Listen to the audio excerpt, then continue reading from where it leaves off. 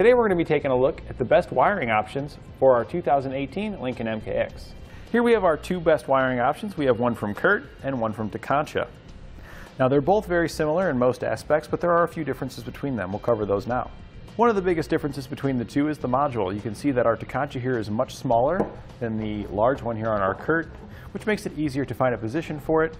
Additionally, the module itself is full with potting material, which helps keep the components secure and keeps out moisture. Our Curt here is not sealed in the same manner, so it is possible that moisture may enter it, and it may not be quite as secure on the inside for your electrical components.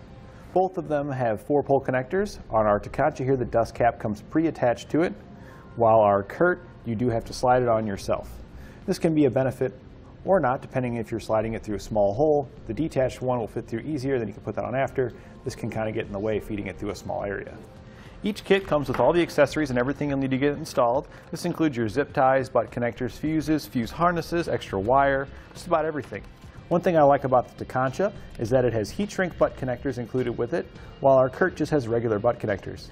The heat shrink butt connectors will shrink down and seal up your connection, keeping out any moisture, ensuring a long-lasting connection.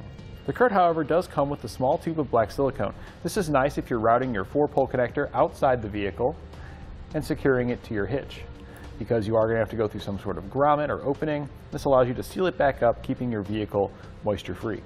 Both of our harnesses here will provide you with all of your necessary signals, including your left turn, right turn, tail lamps, and brake lamps. However, our Tekonsha here has higher amperage outputs on its circuits, with 4.2 amps on its stop and turn signals and 7.5 amps on its tail lamp circuits. Our Curt here only has 3 amps on the stop and turn and 6 on the tail lamp circuits. So if you need that extra amperage for numerous lights that's on your trailer, the Tekonsha will be a better decision for you. As far as installation goes, they're both going to be exactly the same. They're going to plug in line with your existing tail lamp circuits, and so that means there's no cutting or splicing required on any of your installation process. For both of these, you will have to run a power wire up to the front and connect it to your battery positive using the included fuse harness. Due to our Tekonsha here being able to handle more amperage, it has a 15 amp fuse for its fuse holder, while our Curt only has a 10 amp fuse.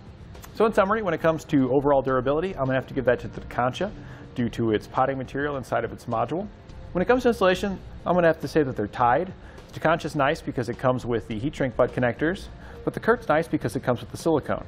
And overall, I'm going to have to go with the Tekonsha because I like the smaller size of the module, that extra potting material in there to ensure a long-lasting module operation, as well as the heat shrink butt connectors that come included with it.